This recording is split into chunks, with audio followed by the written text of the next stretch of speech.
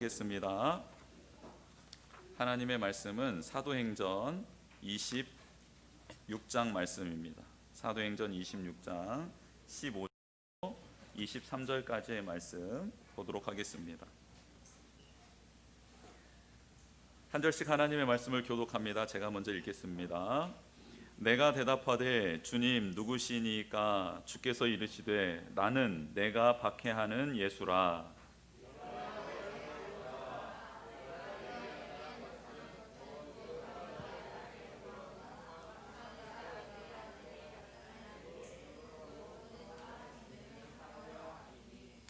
이스라엘과 이방인들에게서 내가 너를 구원하여 그들에게 보내어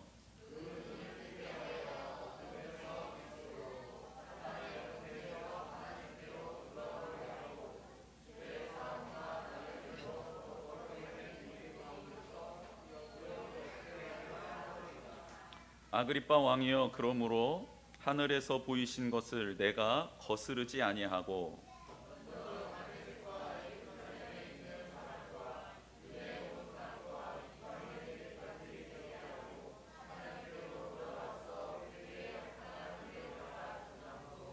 유대인들이 성전에서 나를 잡아 죽이고자 하였으나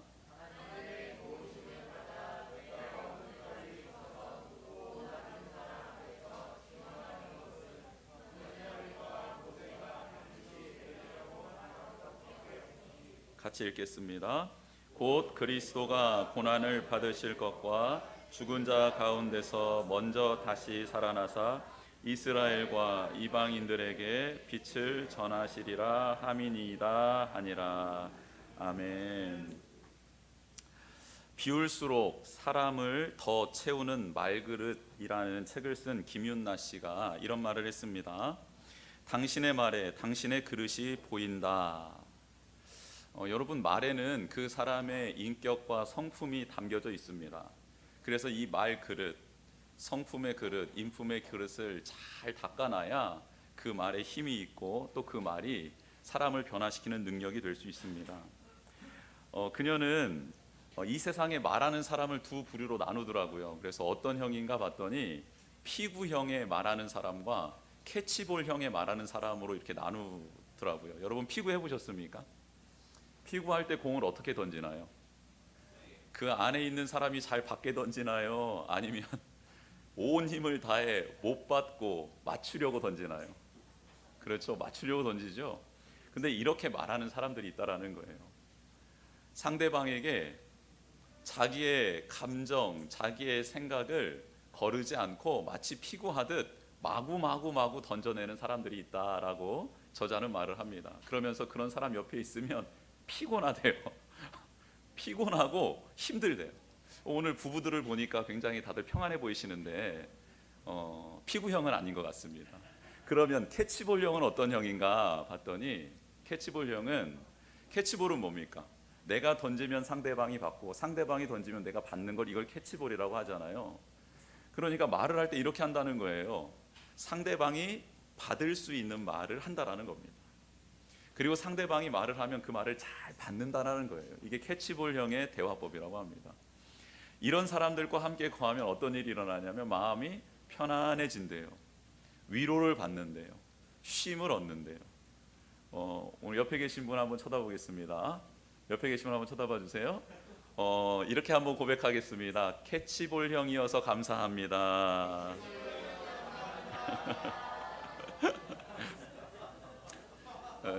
그런데 놀랍게도 이 저자가 말을 하는데요. 우리나라의 옛날 힘든 시절, 이제 개발이 되고 또 여러 가지 사회적으로 변혁이 있었던 그 시절에 우리 부모님들은 캐치볼형의 대화법을 배우지를 못했다고 하십니다. 그래서 피구형에 익숙한 나머지 자녀들에게 그냥 막 던지시는 거죠. 받을 준비도 안 됐는데 막 던지니 상처되고 피 나고 터지고 그렇게 된다고 합니다. 그래서 그런 부모님 밑에서 우리는 자연스레 피구형을 배우게 되었고, 그래서 캐치볼형의 대화법을 잘 모르기 때문에 이 세상을 살아가는데 힘들다라고 저자는 말합니다. 그러면서 한 가지 비법을 소개를 하더라고요. 그게 참 신비롭고 좋았습니다. 여러분 피구를 해보셨지만 피구를 잘하는 사람은 막 던져도 그거 잘 받습니까? 못 받습니까? 잘 받죠. 여러분 이게 키포인트였더라고요. 막 던지는데 정말 수준급인 선수들은요 그것을 잡으려고 하지 피하려고 하지 않습니다. 막 던지는 말이라도 그 말을 어떻게 내가 받을 수 있을까에 대해서 고민을 하기 시작한다라는 거예요. 그런데 그 잘 받는 사람의 특징이 두 가지로 말을 합니다. 첫 번째는 그 사람이 나를 공격하려는 것이 아니다라는 것을 깨달으면 잘 받을 수 있답니다. 또 한 가지는 그에게도 좋은 의도로 한 말일 것이다 라고 생각을 해주라는 겁니다. 다시요, 두 가지요. 나를 공격하려고 하는 말이 아니고 그런 의도에서 한 말이 아니고 그리고 그도 좋은 의도가 있어서 이런 말을 한 것이다라고 받아주면 그렇게 생각하면 캐치볼 대화도 잘 받아낼 수 있다라는 겁니다. 여러분 퇴근하고 들어오는 아내나 남편이 내가 들어가서 아내 속을 남편 손을 뒤집어 놔야지라고 결단하고 들어오는 분들이 있을까요? 내가 오늘 이 밤에 들어가서 우리 자녀들의 속을 다 뒤집어 놔야지, 그리고 내가 아끼는 그 화분 하나 깨트려야지, 전자제품 하나 뽑아서 그냥 뒤집어야지, 이런 결단을 하고 들어오시는 분들이 있어요? 없습니다. 없어요. 어떻게 그런 마음을 가지고 사랑하는 가족을 만나러 들어오겠습니까? 없습니다. 없어요. 공격하려고 대화하려는 사람은 없습니다. 특별히 우리가 상처를 받는 사람들은 남이 아니잖아요. 가까이 있는 사람들 아닙니까? 근데 가까이 있는 사람들은 서로를 사랑하기 때문에 말을 하려고 하는 거예요. 그런데 그 말하는 그릇이 형성이 잘 안 됐기 때문이에요. 좀 넓으면 좋겠는데 너무 종지그릇만 말그릇을 가지고 있어서 이렇게 어떻게 표현할 길이 없는 거예요. 내 마음은 그런 게 아닌데 말이 그렇게 나가는 것 아닙니까?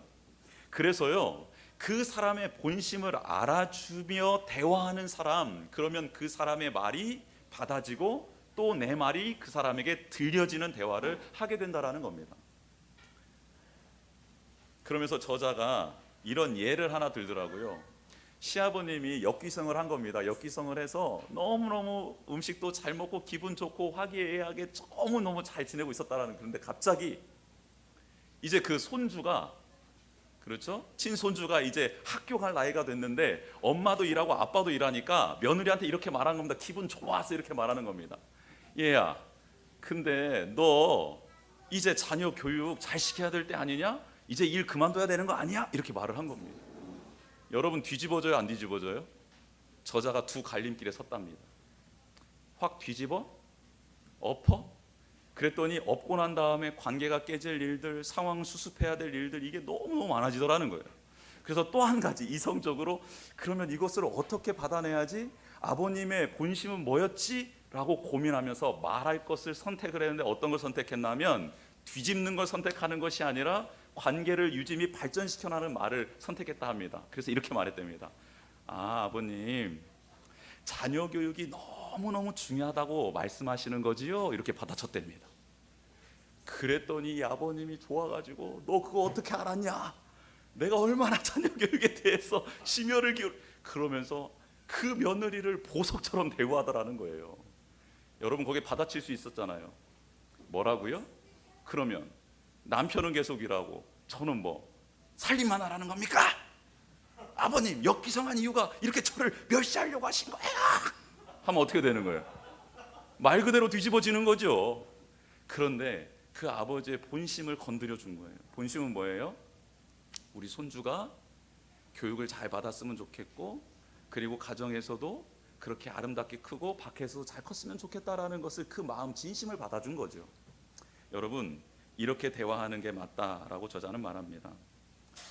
교육을 통해서 어느 정도 이렇게 말을 잘 할 수 있습니다. 그런데 삶 속에 습관화가 되지 않으면 금방 무너지고 마는 게 우리의 모습 아닐까요? 그래서 저는 이 습관을 넘어서 이제는 그 말이 자연스럽게 배어나오는 삶을 살아가야 되지 않을까라고 생각해 보았습니다. 사도행전 25장 26장에는요 말 잘하는 사람들이 무지 많이 등장합니다. 무지 많이 등장해요. 총독, 왕, 관료들, 그들은 사도 바울을 상대로 논쟁을 하고 자기의 주장을 내세웁니다. 뛰어난 언변술사들이에요. 현란한 말솜씨를 선보입니다. 기술들을 사용해요. 그런데 그들을 통해서는 감동을 받지 못합니다. 반면에 사도 바울은 복음이 배어나는 그리스도인으로서 그들 앞에 서서 말을 하는데 그 말은 우리에게 너무나도 큰 감동을 줍니다. 바울이 예수님을 인격적으로 영접한 순간부터 복음이 배어나온 삶을 살았습니까? 아니요, 절대 그렇지 않습니다.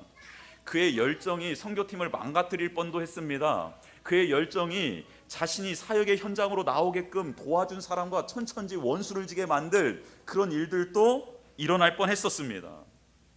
그런데 그가 어떻게 이렇게 복음이 배어나는 삶을 살게 되었을까? 사도 바울이 훌륭해서가 아닙니다. 뛰어나서도 아닙니다. 주님께서 그를 만져주셨고 그와 함께 하셨기 때문입니다. 강하고 견고했던 바울, 최고임을 자부했던 그에게 환상이 임했습니다. 그렇다고 해서 이 사람이 그렇게 바뀔 수 있었느냐? 아닙니다. 환상 때문에 바뀐 게 아닙니다. 그 환상 중에 만났던 예수님 때문에 바뀌게 된 겁니다. 그는 그 예수님과 교제하면서 스승 가말리엘에게서 한 번도 느끼고 배울 수 없었던 것을 배우게 됩니다. 동료였던 바리새인들에게 경험할 수 없었던 인격과 성품을 예수님에게 느끼게 됩니다. 자신이 가진 열정이 최고라고 여겼는데 이 열정을 뛰어넘는 예수 그리스도의 사랑과 섬김, 희생을 받게 되자 그는 예수님을 따르게 되었던 겁니다. 동행하게 되었던 겁니다. 누구와 사느냐, 누구에게 배우느냐, 누구와 나누느냐, 그래서 너무너무 중요합니다. 금묵자흑이라는 말 있지 않습니까? 서열할 때 쓰는 이 검정, 먹에 가까이 하면 자신도 모르게 검게 되는 것, 이것을 나타내는 말 아닙니까? 저는 여기에서 중요한 단어는 자기도 모르게라는 단어입니다. 이성적으로 자신을 완벽하게 컨트롤할 수 있는 사람이 있을까요? 저는 없다고 생각해요. 제 아무리 완벽한 계획을 세웠을지라도 그 계획에 어긋나는 일들, 상황들이 발생하기 때문입니다. 아무리 자신을 꾸미고 이렇게 해야지 마음 먹는다고 그렇게 되던가요? 아니요, 가면은 금방 벗겨지게 되어 있습니다. 그래서 우리는 배어나는 삶을 어떻게 하면 살 수 있을까에 대해서 고민해야 합니다. 자연스럽게 스며 나오는 일들을 어떻게 하면 될까? 이것에 대해 관심을 가져야 됩니다. 그러기 위해 사도 바울처럼 우리는 찾아오신 주님과 동행해야 합니다. 찾아오신 주님과 동행해야 돼요.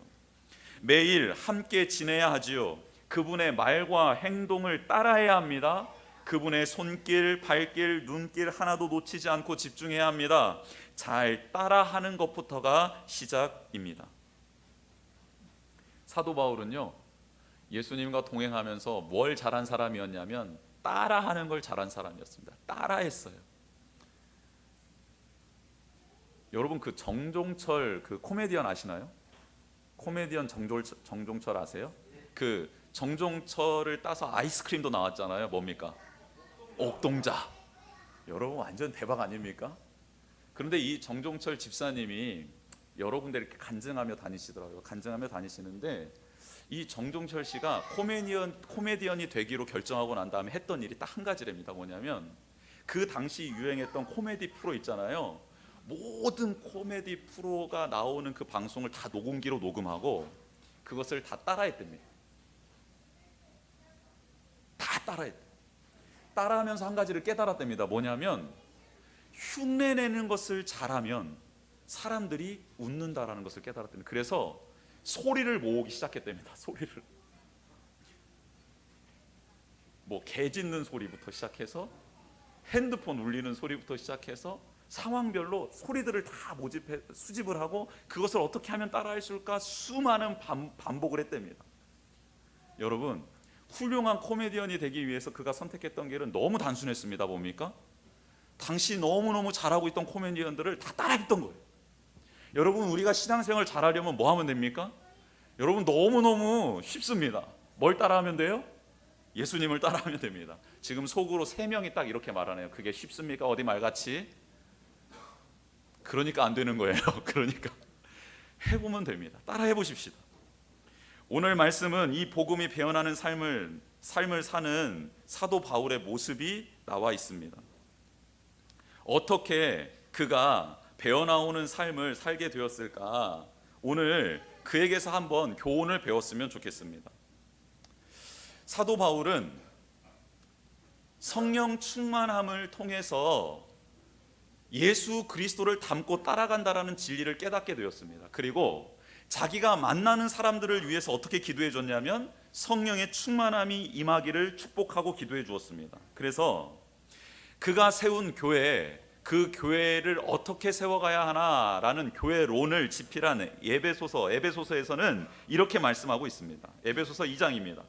너희는 사도들과 선지자들의 터 위에 세우심을 입은 자라 그리스도 예수께서 친히 모퉁이 돌이 되셨느니라. 그의 안에서 건물마다 서로 연결하여 주 안에서 성전이 되어가고 너희도 성령 안에서 하나님이 거하실 처소가 되기 위하여 그리스도 예수 안에서 함께 지어져 가느니라 라고 말씀하고 있습니다. 예수님을 머릿돌로 하고 우리가 다 돌들이 되어서 연결돼서 지어져 가는 게 이게 교회인데, 그런데 그 안에 하나님이 거하실 것이고 예수님이 함께 하실 것이다. 그런데 이게 어떻게 지어져 가나 봤더니 성령님 안에서 지어져 가더라는 겁니다. 성령님이 연결하여 지어갈 수 있도록 도와주시더라라는 거예요.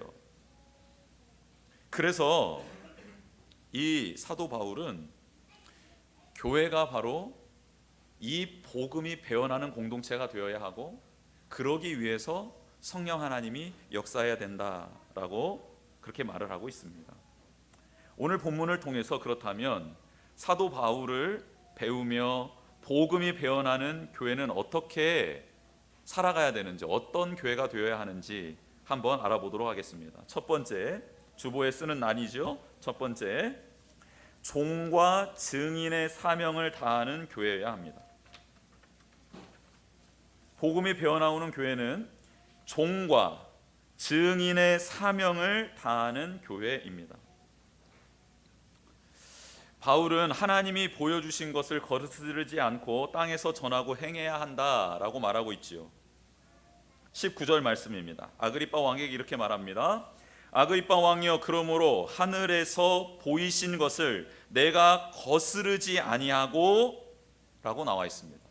하늘에서 본 것을 내가 거스르지 않고 전하기 위해서는 반드시 자기 정체성이 있어야 되는데, 그 정체성이 바로 그 하나님의 종이어야 되고, 그 하나님이 보여주시고 들려주신 것을 증언하는 증인이 되어야 한다라고 말하고 있습니다. 여러분, 이 땅에서 하늘에 본 것을 말할 때 이 땅의 사람들이 믿겠습니까? 안 믿지요. 안 믿어요. 그래서 종이 되어야 합니다. 종은요, 주인이 말한 것을 그대로 믿고 그대로 행하는 게 종 아닙니까? 그래서 하늘의 것을 본 자는요, 이 땅에서 종의 자세로 살아가야 합니다. 이게 지금 사도 바울이 말하고 있는 겁니다. 또 한 가지는 하나님께서는 당신이 부른 자에게 반드시 보여주시고 들려주시는 분이라는 겁니다. 그래서 보고 들은 것에 대하여 그게 사실임을, 그게 진짜임을 증언하는 증인으로서 살아가는 것이 너무너무 중요하다라고 사도 바울은 말하고 있습니다. 여러분, 모세가 이스라엘 백성들에게 남긴 유산 중에 여러 가지가 있지만 우리가 꼭 기억해야 될 유산이 있습니다. 그게 무엇일까요? 그의 고별 설교문입니다. 신명기죠. 신명기. 모세는요, 자신이 하나님과 경험하며 깨달은 것, 느낀 것, 배운 것 등을 하나님께서 보여주시고 들려주신 것들을 잘 정리했던 사람입니다. 그래서 그 정리한 것들을 가나안 땅에 들어갈 이스라엘 백성 후배들에게 정확하게 가르쳐 주었습니다. 모세는 하나님과의 흔적을 기록해 두었지요. 받은 말씀을 잊지 않기 위하여 매일매일 묵상하고 기억했습니다. 하나님이 보여주신 기적을 하나도 까먹지 않고 역사적 자료로 기록하며 되새겼습니다. 뿐만 아닙니다. 이스라엘 백성들이 하나님에게 불순종함으로 심판받았던 내용들도 빼곡히 기억하며 기록해 두었습니다. 좋은 것만 기억하고 나쁜 것을 기억하지 않으며 나아가는 어리석음을 범하지 않았던 게 모세였습니다. 실패를 거울 삼아 신앙, 거룩한 그 믿음을 유지하기 위하여 노력했던 게 모세였지요. 그래서 허황된 이야기가 아니라 구체적이고 실제적인 근거들을 제시하며 기록한 말씀이 고별선교였던 신명기 말씀입니다. 그래서 구약의 보석 같은 책으로서 신명기서가 자리매김하고 있습니다. 모세는 종과 증인의 삶을 살았습니다. 하나님의 뜻과 말씀에 순종했고 보고 들은 것을 잘 전달하고 선포하고 가르쳤던 인물입니다. 바로 우리가 감당해야 할 일이기도 합니다. 사도 바울도 똑같이 행동했고요, 예수님도 똑같이 행동했습니다. 예수님은 하나님께서 주신 그 말씀 뜻을 온전히 따랐고 말씀대로 순종했지요. 하나님 나라를 다스렸던 그분은 하나님의 나라의 법칙과 법도들을 이 땅에 사랑하는 백성들에게 잘 가르쳐 주시고 그것을 증거하는 삶을 사셨습니다. 부모인 우리가 자녀들에게, 또 직장 동료들에게, 공동체원들에게 종과 증인으로 살아가야 합니다. 구체적으로 한번 적용해 보았으면 좋겠습니다. 내가 주님의 종이라면 나는 지금 어떤 일을 해야 할까? 내가 주님의 증인이 되기 위해서는 어떻게 살아가야 할까? 여러분, 이 질문에 스스로 답해 보셨으면 좋겠습니다. 그리고 이미 받은 은혜와 사랑, 그것을 잘 기억하고 정리하고 나누는 우리가 되었으면 좋겠습니다. 두 번째, 어떤 교회여야 될까요? 복음이 배어나는 교회는 두 번째, 영의 눈을 열어주는 교회여야 합니다. 영의 눈을 열어주는 교회입니다. 오늘 18절 말씀 같이 한번 읽어보겠습니다. 18절 말씀입니다. 시작. 그 눈을 뜨게 하여 어둠에서 빛으로, 사탄의 권세에서 하나님께로 돌아오게 하고 죄 사함과 나를 믿어 거룩하게 된 무리 가운데서 기업을 얻게 하리라 하더이다. 아멘. 우리가 만나는 사람들, 주님이 구원하고 싶어하는 영혼들의 눈을 뜨게 해주는 게 교회여야 되는데, 우리여야 되는데, 어떻게 하면 그들의 눈을 띄워줄 수 있을까 고민되시지요? 답은 너무 쉽습니다. 하나님의 영인 성령님이 임하시면 됩니다. 오순절날 다락방에 모인 성도들이 성령님이 임하자 그들의 눈이 띄어지고 이전에는 볼 수 없었던 하나님의 영광을 봅니다. 하나님의 나라를 봐요. 그리고 예수님께서 자신들과 함께하고 계심을 온전히 믿게 되며 새로운 삶을 살아가게 됩니다. 구약에서도 엘리야라는 선지자가 있습니다. 하나님의 사람으로서 거룩한 사명을 감당해왔던 그였지만 그도 이제 사명을 다하고 하나님께 회오리 바람으로 이렇게 하나님께 부르심을 받지요. 그 다음 엘리사라는 선지자가 이스라엘의 선지자로서의 사명을 감당하게 되는데, 엘리사가 엘리야를 졸졸 따라다니면서 끝내 하나님으로부터 엘리야 스승의 영감의 갑절을 받게 됩니다. 그 이후의 삶이 완전히 달라지게 되는데요, 그런 엘리사가 선지자로 활동하고 있었던 때 아람 군대가 쳐들어옵니다. 아람 군대가 쳐들어오는데요, 아람 군대가 쳐들어오는 족족 이스라엘 백성에게 패를 합니다. 왜냐하면 쳐들어오는 루트마다 이스라엘이 먼저 가서 그들을 잠복하고 있다가 매복하고 있다가 쳐서 다 물리치는 겁니다. 아람 왕이 열받았어요. 그래서 장군들을 다 모아놓고 우리 안에 첩자가 있다, 어떻게 내 침실에서 말한 내용을 이스라엘 백성이 알 수 있겠느냐, 그 왕이 알 수 있겠느냐, 스파이 잡아내서 오늘 죽인다. 자, 너 스파이니? 너 스파이니? 이렇게 이제 신문을 하기 시작합니다. 그때 한 장수가 말을 합니다. 왕이시여, 실은 이스라엘 백성 중에 선지자가 있는데 엘리사라는 사람이 하나님과 교통하다가 우리가 나눴던 이야기를 하나님께서 엘리사에게 알려주어 엘리사가 왕에게 말함으로 그렇게 우리가 매번 전쟁마다 패하는 것입니다 라고 그 진실을 말해주지요. 아람 왕이 그 말을 믿고 엘리사를 죽이기 위하여 출동합니다. 그리고 그가 있었던 성을 다 에워싸고 이제 성을 치려고 하는 그날 아침 새벽에 사환이 일어나서 이제 준비를 하려고 나갔다가 그 장면을 보고 놀래서 들어와서 엘리사에게 말을 하죠. 우리 큰일 났습니다. 이제 곧 죽게 되겠습니다. 그때 두려워하는 사환을 위로하며 자신이 있는 것을 보여달라고 하나님께 간절히 기도하는 장면이 열왕기하 6장 16절 17절에 나와 있습니다. 제가 그 말씀을 읽어드리겠습니다. 대답하되 두려워하지 말라, 우리와 함께한 자가 그들과 함께한 자보다 많으니라 하고 기도하여 이르되 여호와여 원하건대 그의 눈을 열어서 보게 하옵소서 하니 여호와께서 그 청년의 눈을 여심해 그가 보니 불말과 불병거가 산에 가득하여 엘리사를 둘렀더라. 아멘.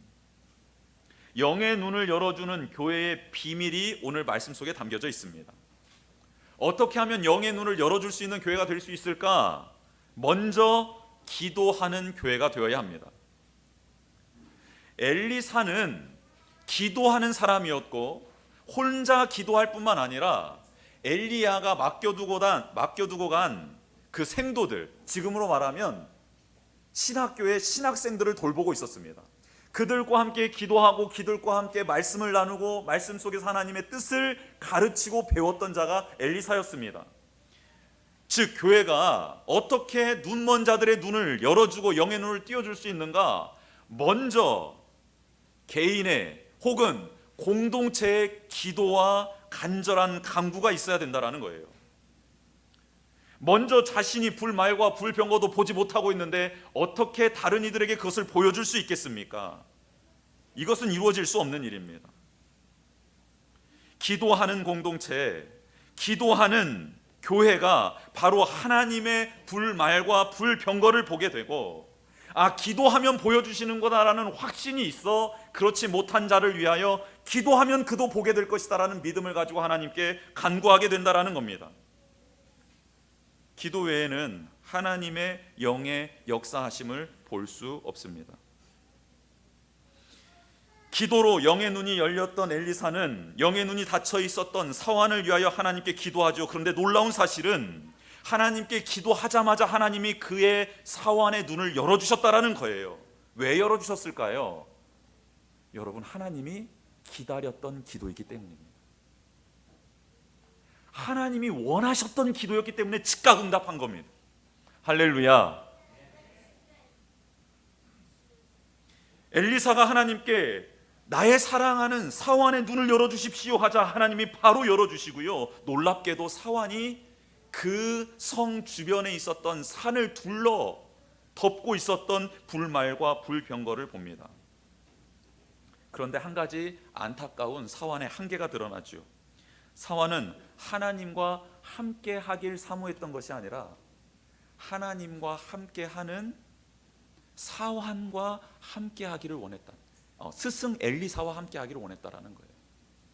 여러분, 이게 사환의 안타까운 한계입니다. 엘리사는 스승이었던 엘리야와 함께하는 것도 원했지만 엘리야에게 함께하시는 그 하나님의 영으로 충만하기를 사모했던 게 엘리사였습니다. 그런데 이 사환은 그 스승인 엘리사를 본받는 게 아니라 그냥 영적으로 충만한 사람 옆에 있는 것으로 만족했다라는 거예요. 이게 안타까운 장면입니다. 사랑하는 성도 여러분, 그래서 아무리 성령으로 역사하는 뜨거운 교회일지라도 그 안에 성도는 냉랭하고 차가울 수 있다라는 거예요. 하나님의 영이 불같이 임하고 하나님의 능력이 임하는 공동체 안에서도 그것을 느끼지 못하고 그것을 자신의 것으로 소유하려고 몸부림치지 않고 그냥 냉랭하게 있는 성도들이 있을 수 있다라는 겁니다. 지금 우리는 코로나로 인하여 소그룹 모임을 할 수 없는 시대를 살아가고 있습니다. 만날 수 없어요. 함께 할 수 없습니다. 그렇다고 손 놓고 있을 수는 없지 않습니까? 여러분, 우리가 할 수 있는 한 최선을 다하여 나누고 하나님의 말씀에 받은 은혜를 선포하고 기도의 제목을 가지고 성령 충만하기를 원하여 또 눈을 뜨기를 원하여 눈이 띄어지지 않은 자들의 눈을 띄어달라는 기도를 함께 해야 될 때라고 지금 성경은 말씀하고 있습니다. 여러분, 이 일에 힘을 쓰고 노력하는 우리가 되었으면 좋겠습니다. 일주일에 한 번 만나는 것으로요, 안 됩니다. 해보셨잖아요. 안 돼요.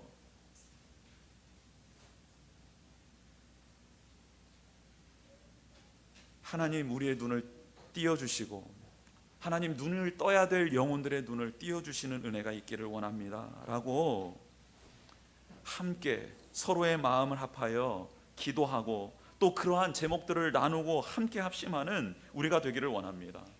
아무래도 오프라인으로 모여서 하는 기도보다 온라인으로 하는 기도가 뜨겁지 않을 수 있어요. 그런데 그럴 수밖에 없는 상황 속에서 우리가 최선을 다할 때 그 안타까운 장면을 하나님께서 봐주시고 길을 열어주시고 우리에게 소망을 주시고 역사하실 줄 믿습니다. 할 수 있는 것이 무엇일까 한번 우리가 진지하게 하나님 앞에 묻고 또 서로에게 의견을 나누며 나아가야 될 때라고 생각합니다.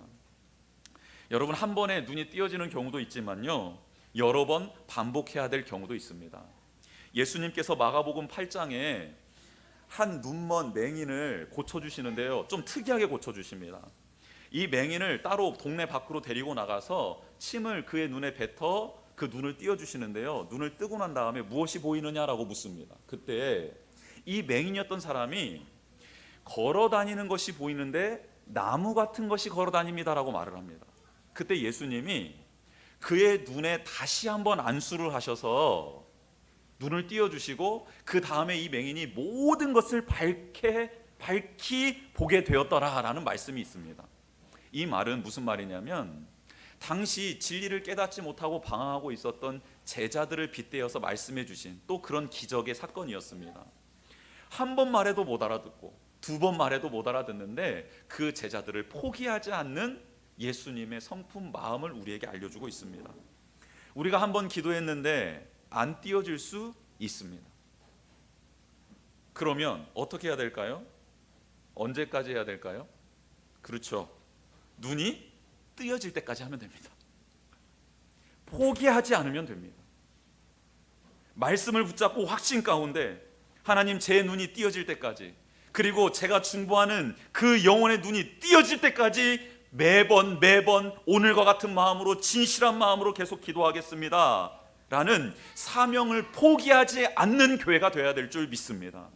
여러분, 반드시 눈은 띄어질 줄 믿습니다.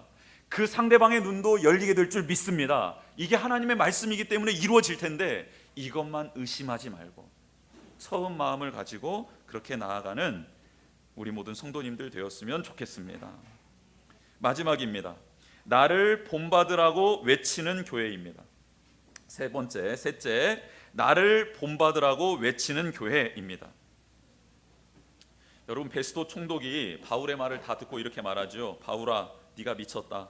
네 많은 학문이 너를 미치게 하는구나 라고 말을 하자 바울은 아닙니다, 베스도 카카요, 내가 미친 것이 아니고 참되고 온전한 말을 하고 있습니다 라고 되받아칩니다. 그리고 이어 아그리빠 왕에게 복음을 전합니다. 복음을 전하였다기보다는 그의 삶을 나눈 건데 삶이 복음이었기 때문에 삶을 나눴는데 그게 복음이 되어버립니다. 배연하고 있는 것이죠. 그러자 아그리빠 왕이 바울의 말을 듣고 이렇게 말합니다. 네가 적은 말로 나를 권하여 그리스도인이 되게 하려는구나. 야, 시답지 않은 말 그만해라. 네 몇 마디 말로 내가 그리스도인이 되겠냐? 그렇게 보이냐? 이렇게 말을 합니다. 그러자 사도 바울이 그 자리에서 다음과 같이 말합니다. 말이 적으나 많으나 당신뿐만 아니라 오늘 내 말을 듣는 모든 사람도 다 이렇게 결박된 것 외에는 나와 같이 되기를 하나님께 원하나이다. 여러분, 나와 같이 된다라는 게 뭘까? 오늘 성경 본문에는 구체적으로 나와 있지 않습니다. 그런데 앞전에 그가 예수님을 만나고 난 다음부터 여기에 이르는 과정을 설명을 쭉 했거든요. 근데 그 설명의 과정 속에 담겨 있었던 내용이 곧 나와 같이라는 뜻입니다. 그래서 제가 정리를 해봤더니 사도 바울은 주인된 삶을 살았던 그가 예수님을 만나면서부터 시작이 됩니다. 즉 예수님을 만났던 자가 사도 바울이었고요. 그리고 새로운 사명을 받게 되고 그 새로운 사명을 위해 성령의 인도함을 받아 순종하게 됩니다. 또한 만나는 자들에게 회개하고 하나님께 돌아와 회개에 합당한 일을 하라라고 권면하기 시작했고요. 예수 그리스도의 죽음과 부활을 전했고 예수님을 믿음으로 하나님의 나라를 기업으로 받게 된다라는 진리를 선포했습니다. 그리고 그런 일들을 하기 위해 생명을 걸고 이곳까지 오게 된 겁니다. 그렇다면 사도 바울처럼 되기를 원한다, 나처럼 되기를 원한다라는 교회는 어떤 교회여야 되나? 예수님을 만난 은혜가 있는 교회가 바로 나를 본받으라라고 외칠 수 있는 교회가 되는 겁니다. 예수님을 만난 은혜가 있는 교회여야 합니다. 예수님이 주신 사명을 받고 성령님 안에서 순종하는 교회가 또한 그런 교회이고요. 회개하고 하나님께 돌아와 거룩한 삶을 살아야 한다고 권면해야 하는 교회가 그런 교회입니다. 예수님의 죽으심, 부활하심의 의미를 알려주고 믿음으로 하나님의 나라를 기업으로 받게 된다는 것 알려주는 교회가 그런 교회입니다. 그리고 이 일에 에너지와 열정을 한 마음으로 쏟아내는 교회가 바로 나를 본받으라라고 외칠 수 있는 교회가 됩니다. 연약한 인간이었던 사도 바울이 나를 본받으라라고 외칠 수 있었을까? 어떻게? 교만했기 때문에 이렇게 외쳤던 것일까요? 아닙니다. 그건 바울이 외친 게 아니고 바울과 함께 하신 예수 그리스도가 외친 겁니다. 만약 우리 교회에 예수 그리스도께서 살아계시고 그리고 충만하게 역사하신다면 우리는 담대하게 외치게 될 겁니다. 우리 교회를 본받으십시오. 교회인 나를, 우리 샘을 본받으십시오 라고 외치게 될 것입니다. 우리도 복음이 배어나오는 인생 그리고 그런 교회를 같이 지어갔으면 좋겠습니다. 같이 찬양하며 기도하는 시간 갖겠습니다. 하늘에 나는 새도